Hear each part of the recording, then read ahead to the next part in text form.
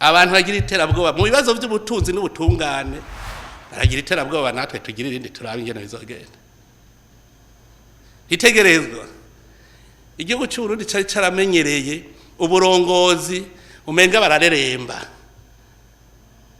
None ubwicaye bwabaye mu Burundi bwari kuba iyo tugira indongozi ntivyari gukunda. Muga kuberi ako kamenyero kabi kabaye kuva ku gikoroni gushika ubu tuguma dushaka gukurikira ivyo nyene.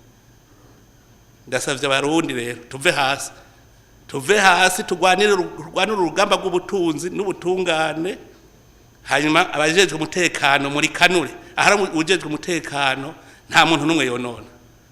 Uwo yigirisha ngo jewe ngo ndagahambaye ujejwe umutekano kwizina ry'abene gihugu, murabona inkofero bambaye ziri kwigidodo cy'igihugu, kwizina ry'abene gihugu turamushira hasi, ntakazosi nta numwe ashobora kwigira igihanganje muri iki gihugu.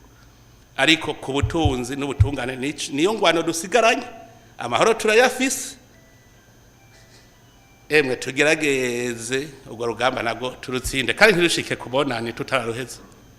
Ico no basaba umwe wese ahari ntidushike itariki imwe yo kwa mbere tukibona abo bantu batudogoya. None abantu bari kurushi je ndazi ko badashika ijana, reka duhigane tariko tutazotorana.